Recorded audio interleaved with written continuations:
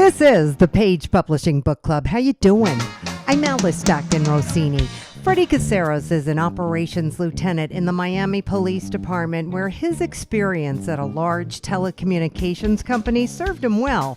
And now he shares what he's learned in his book, Second Nature Leadership, Effective Habits to Improve Your Daily Influence. Now, Freddie, you saw a need for this, right? And yeah, I've seen definitely today more than ever, I'm seeing a need for great leadership and great influence. And I started taking notes here and there, what's been effective and what is ineffective, what I've witnessed to be ineffective. One thing led to another. My notes led to a 168-page book, which I published with Page Publishing. What were some of your observations? I noticed that supervision was basically the same in every profession, mostly about getting the employees to give their best, and how when the ineffective leadership is present, just notice the output of employees, put everything together and came up with what I felt would be great influence to employees, which will, have them perform to the best of their ability. There's a lot of books on leadership out there. I'm sure you're aware of that. So yes, ma'am. What sets your book apart? Mine is actually real day-to-day encounters that I've had with coworkers and staff. It's not statistics and numbers and graphs and charts. It's actual encounters that I've had. For example, I have a chapter in the book that's called Sometimes Your Coffee Has to Get Cold. Basically, it goes into an incident I had where I had to speak to someone at the police department, and nobody could help this lady. And I had just poured a cup of coffee, and I took my time to talk to her. And, one of the employees told me, well, now your coffee's cold. Sometimes you have to just pause for a second and give people the attention they need. We're just so tied up in technology and phones and computers. And, I used to hate it when I'd walk into my supervisor's office and they're staring at their computer screen, and I'm sitting here trying to tell them something, and they're So, I talk about, turn your phone upside down, give them attention they need, no matter who it is. It could be the CEO of the organization. It could be the cleaning staff. We treat them the same. And a lot of little things. Most of what's been effective is the little things that leaders have left out. So basically the difference is that it's actual encounters that you will read in the book that you say, oh, he did this, he did that. I'm going to incorporate that in my organization. So I think that's what stands out with my book. Funny enough, as I'm writing the book, the pandemic hit. Communication was big during the beginning of the pandemic with our staff. There were so many changes going on, like rapid changes during the beginning of the pandemic. For example, curfews and how to enforce them. And then how do you enforce them if, they want you to stop cars that are driving around in the middle of the night after a curfew? So now you're putting our employees in harm's way. So they're like, okay, do I have to come up to the window and actually speak to somebody? What if they have the virus? So it's constant changes to policies. We're creating policies. But most of all, it was including everyone in the changes, including everyone in task, and really communicating with them well. Sometimes organizations, when changes occur, the employees don't know why the changes are occurring. But when there's change in an organization, employees are usually resistant to it. Mm-hmm. So during this particular crisis, the pandemic, we were constantly communicating, constantly down the chain of command, clear communication. Why is something changing? And also receiving feedback from the employees. 2-3 times a week, we'd meet with them as much as we could. Hey, what do you think we could do? What should we do? And we'd incorporate what they believe. They're the frontline personnel that are out there doing the job. So some will sit behind a desk and create policies they think, will work, and they implement it and put it out there. But mostly during any crisis, we're in South Florida, so hurricanes are very common to us. So we know you're going to be away from your family. And in the chapter, I do speak about the hurricanes that we encounter in South Florida, and what we do. And I go into detail about it. It almost becomes an art.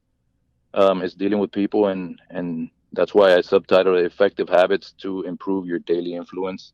And it's just day-to-day habits, that you could perform that make a huge difference. How's the pandemic down there? My release was, virtual during, through social media, and it's not the book release that I would have wished for, but it's just, going with the flow on what's going on, and I'm glad that I was able to incorporate some of the issues that we encountered during the pandemic into the book. And yes, I do think other police supervisors could learn from it and grow from it as well. And I have sent the book out to some chiefs in some surrounding jurisdictions. I think the most important thing you just said was asking the people on the front lines, what needs to happen. Oh, definitely, definitely. I'm talking like, I don't care what business you're in, that it never happens. Yeah, and I started with that. Is that I'm coming from corporate America and then coming into police work. That's what I realized is that it's similar. You're dealing with people. I see a lot of CEOs. They say, "Oh, I care about my customer. My customer comes first," but a lot of them don't meet with their customers. They've never seen a customer in their life. They're dealing with the personnel that deal with the customer. So that's got to be your top priority. Yeah. And understanding also that there's different generations in the workforce now. And I have a chapter, and it's called custom leadership. So you have to customize it. The old school way doesn't work anymore. My way or the highway. There's different generations even here in my police department where some of them are working. They weren't even born when the attacks of September 11th occurred. And then you have some that have been around since before the iPhone. So you have to adjust your leadership style. Yeah. You have to know that some learn and will absorb what you're presenting to them in different ways. You can't just supervise one way. You have to deal with the different generations, and that's why the chapter is called custom leadership. All right, Freddie, thank you. Terrence Pershaw excelled in his writing class back in college, but it took him a few decades to get a book together. A science buff as well, he knows there's evidence of intelligent life somewhere in the universe, and that inspired him to write Feet of Nevis. Well, the storyline is a trilogy, and it starts, after these people that have traveled through, space. They were destroying their planet, and they had sent probes out looking for planets that would sustain life as they knew it. And they did. They came across the Earth, and they found it would sustain life. And this was kind of in the post-dinosaurs, post-meteors, apocalyptic stuff. And when the Earth was just starting to support colonies of people that were evolving slowly and started colonies. The first book takes place about 150 to 200 years after they had landed, and they had several generations of offspring. And so also a love story where there's these two young people meet, and they end up falling in love. And then there is the antagonist is the Nevis, who was a young man that was born out of a rape of a young woman and a pirate. And he was raised by wolves and grew to an enormous size. And, he had tragedy in his life where he hated men. And he's the bad guy. He fell in love with a young girl that, he came across in the forest one day when he was out prowling around. And she was with a bunch of other young kids that were from this primitive village. And she ended up forming a relationship with him, unbeknownst to them, and then they discovered it, and they beat her and were abusing her, and the Nevis came and with his wolf pack, and they destroyed the village, and he carried her away, and they grew and became mates. One day she was off, and she was set on by some hunters, and they raped her and killed her. And he discovered her, and then that was it. Through his grief, he decided that he was going to revenge her with any human that he came across, and so he did. They found this one village, and they decided that they were going to raid that and steal another woman, and it turned out to be the heroine of the book. And there's a couple evil men in the village that conspired and were going to sacrifice her, so they found out about this raid. So they chained her and left her for the Nevis to come get her, and she was saved. So Wow. And then they're also looking for their origins or their past. yeah, and then the whole story is that when these people, came to this planet, they were very advanced, and so instead of computers, they found a substance on their planet that was crystalline and it could contain billions of bits of information. So they programmed their whole history and the history of their planet into this crystalline cube, and they set one on the ship that carried this one group with instructions of Sager, who is one of the main characters throughout the three books. He was the keeper of the cube, and he had to secret it away until there was such time as they needed it to remind them that why they had come here and why the fact that their planet had been destroyed and had the history of the planet. So he decided that he would secret it away until sometime in the future when they needed it.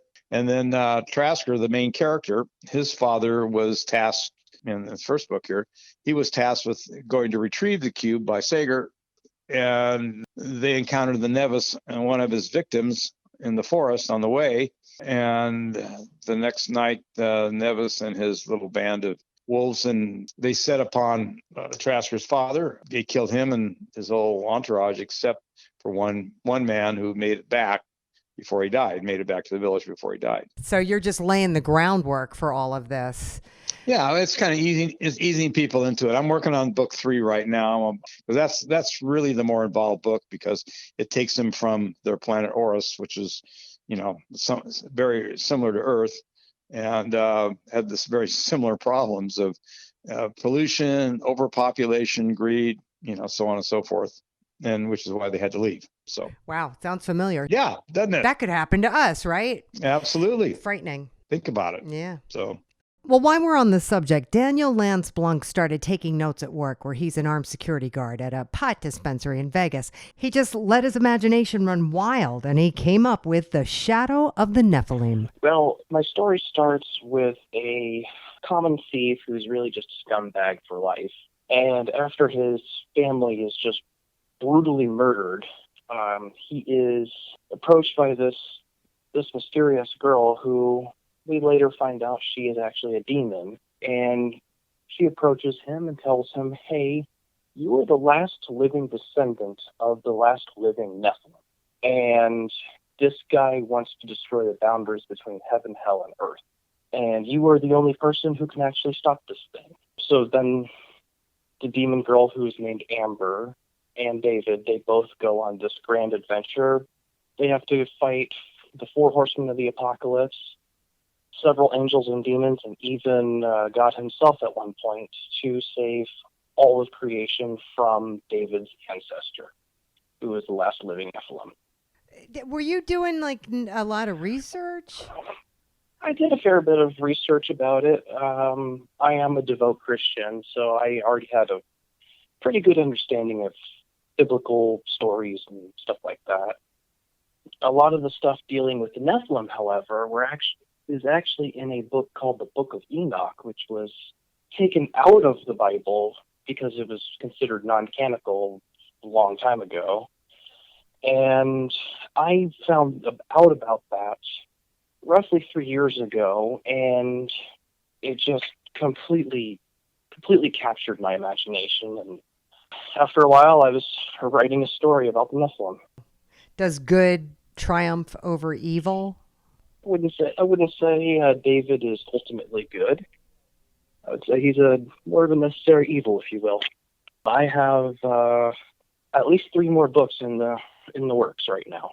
I've actually finished book 2 and 3. And I'll be getting book 2 published pretty soon. Did you love writing this book? Did you enjoy the experience?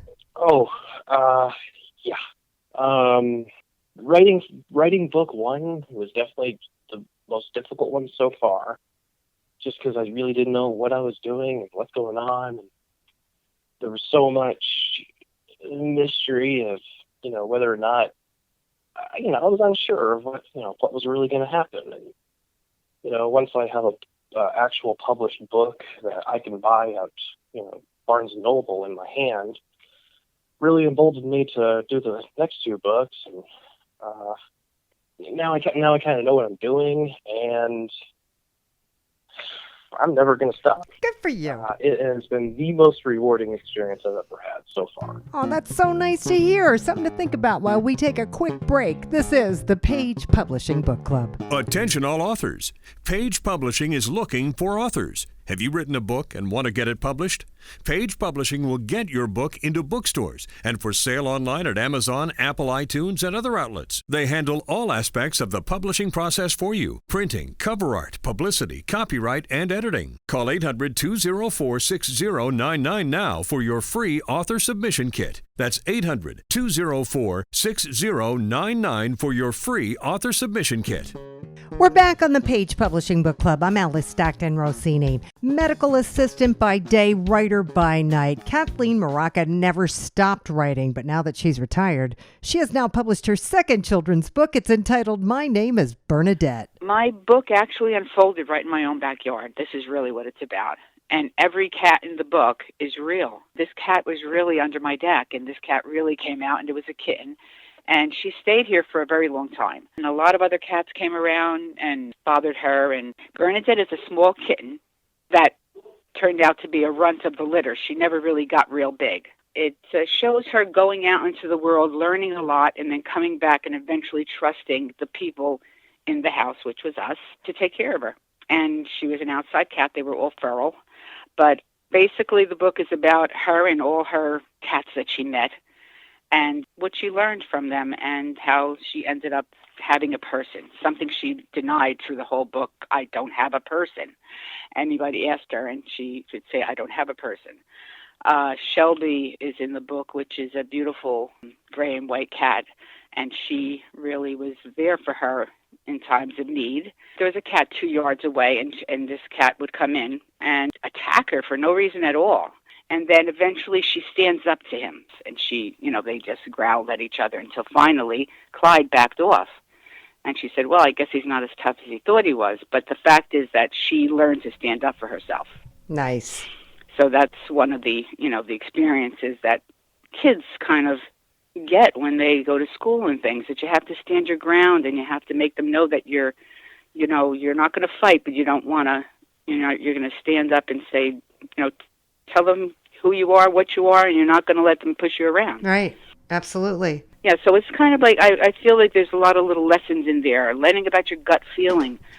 Jack taught her how, in the book, how to listen to her gut feeling. She said, my gut feeling, and she didn't know what it was, and so he explained it to her, and she said, when the people are nice to me, I feel good about them. And he said, yes. He says, and then when you see Clyde, what do you feel? I feel scared, and I feel like this is trouble. He said, well, that's what your gut feeling is. You'll know what's right and what's wrong when someone's doing something wrong or someone's doing something right. And that's how you learn how to trust them. So all these little, lessons are in the book, only with cats. And I think kids would relate to it very well. My daughter is actually having her company having a virtual Bring Your Children to Work Day. And as many children that come, they all get one of my books. And it's a very big company. It's actually a law firm. And they're going to do that. And I think that's one way of selling it. That's so great. Yeah, I'm doing a lot of, promoting myself. And I've had, just my friends alone. Having children, I have 4 children. And they all are spreading the word through Facebook and everything. And so many people are buying that I don't even know. They're all older. So, they have ways of promoting it for me, too. And I plan on, once the COVID is a little bit less, we plan on going to all the schools in my town. I already went to one school already, but then the COVID hit, and I plan on going to all the schools and promoting it. And what I'm doing is giving them a sell sheet ahead of time so their parents could actually prepare to pay for the book when, the day that I'm going in to show it to them. And I'll sign them all. And I've already done an interview on the library site, and the library site is also on Facebook streaming. Things like that. That's my big plan for when this slows down out there and we're able to get out more. Well, let me tell you, you're doing all the right things, man. You really are. Good for you. This book is just, I love it. I love what it teaches the kids. I just think it just touches everybody. And it's a children's book from like 4th to 6th grade, but yet anybody who bought it that's older, and my friends, and they said they loved that darn story. Hey, nothing wrong with that, Kathleen. Thank you. Duke Dupree worked for Lockheed, flew patrol missions for the Coast Guard, ran his own business, and did not do well with retirement. Now he's got a great writer's name and a book entitled Paddys Night, a novel. Tell me about Patty. She was on her way to being a concert pianist, but she got in a horrific automobile accident that paralyzed her legs, and she can no longer reach the pedals, but she still plays very well. Okay.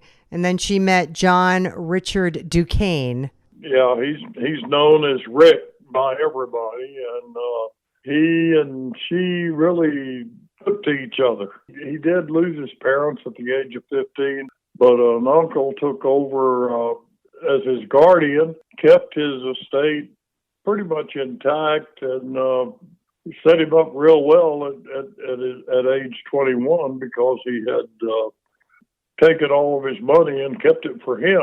he left Rick in pretty good shape. Not near as rich as Patricia's family, but in pretty good shape. Oh, so Patricia is wealthy, and the thing they have in common is classical music, right? Exactly. That was what brought them together. Is he took the music appreciation class in college and learned to really like it, and she was brought up in that environment. So they met at a classical music concert, and their courtship was unique in the fact that she was a paraplegic, and this was way before the American with Disabilities Act. So they had to invent their own way to get around. And this guy Rick is very strong because he was used to throwing huge, weighty sacks around where he worked, and he wound up carrying her most places. No wonder the book's called Paddys Night, as in Knight. But anyway, her father was kind of dubious at first about Rick because he didn't know him. However, they eventually became good friends, and they were going to be married, but something happened to prevent that. Oh, no. Okay. Well, it's basically a love story, but there are a lot of thrilling subplots, including an attempted train robbery, a shootout, a special mission, a daring rescue, and even a suicide. Okay. Now, how are you telling people about the book? Well, I'm mostly going through the social media like Facebook and word of mouth. One of my school friends is getting it distributed throughout our high school and college graduation people and that kind of thing. That's a good place to start, Duke. Good luck. Taylor Payne was working at a daycare center in North Carolina when I caught up with her to talk about her poem, Baby Will Be, just 14 pages long. A really sweet book in a small package. They're actually taking a nap right now. Oh, okay. So it's a good time to talk. Okay. I work with kids daily, and because my best friend was pregnant, and so I had wrote the poem originally for her and then changed the wording a little bit. It's about the lifetime of a baby, the memories and the fun times that you have with the baby. This book is called Baby Will Be, so the baby doesn't have a name. Do you want to read any of it? Oh, yeah, I can. Hold on just a second. Okay. Did your friend love the poem? Yes, she did. Nice. It's just a cute little story that a guardian can read to their child. Okay. You are beautiful and pure. That's guaranteed, that's for sure. Little and innocent, no, so magnificent. There will be moments of joy and bliss with laughter and a kiss. There will be moments where you're ill-tempered with a fuss and a whimper. All will turn to memories we share together as something to treasure. You will be loved by so many. Hugs and kisses there will be plenty. Forever in each other's hearts, our bond will never part. What a great gift for like new parents, Yeah, right? it'd be a nice little gift for like a baby shower or something like that. Yeah. So is it like a little book? Yes, it's a little book. Yeah. Are you telling people about it? I have posted it on my social media, and I've told my friends and family, and I'm doing this interview. Okay, well, what about the parents of the kids that are in your school? Do they? We actually did send out a newsletter and tell all the parents about it. Yeah, did that do anything? I think a few parents bought it. I think a handful did. Nice. Are you going to keep writing? I think I might write another one. It depends how well this one goes. The only social media I have is Facebook. Okay. But I planned on going to the local library soon and seeing if they'll let me come in and talk and maybe promote my book over there. Yeah, maybe they'll do it outside. You can do that in North Carolina, right? I think so. Yeah, think spring, everybody, and outdoor book signings. That's the way we got to go. An elementary school teacher for 24 years, Sharon Grant founded the nonprofit Mr. Special Enterprises. She was inspired by her co-founder to write her book, Mr. Special Meets Leo, to help parents, grandparents, even teachers working with preschoolers. The book, Mr. Special Meets Leo, is about the main character, Mr. Special, meets this 2-year-old Leo who cannot read, write, or count. And Mr. Special teaches him with this interactive workbook how to read, write, and count. Mr. Special is the main character, so it's like it's during the winter. The children are at this Mrs. Precious daycare center, and Mrs. Precious, she invites Mrs. Special to the classroom during the celebration, and Leo, who's 2-year-old, is shy. So he comes up to Mrs. Special and tells Mrs. Special that he wants to write his grandmother a Christmas card, and he cannot write. And then he tells Mrs. Special that I can count up to 20, but I don't know how to write the numbers. And so Mrs. Special teaches him with this interactive book how to write the letters and how to write the numbers for all the parents and all the grandparents and anybody that was working with children to know the necessity of basic grammar and a positive socialization that the children were not experiencing. And that's what kind of like had me to move towards writing the book series of Mr. Special. So there's more Mr. Special books coming? We have 7 books, so it's a whole book Mr. Special series. Okay. So there are 2 books that have already been published, and we're just waiting for Mr. Special to be introduced to the world so I can just go ahead and release the other 5 books, get those published. So you have a charity?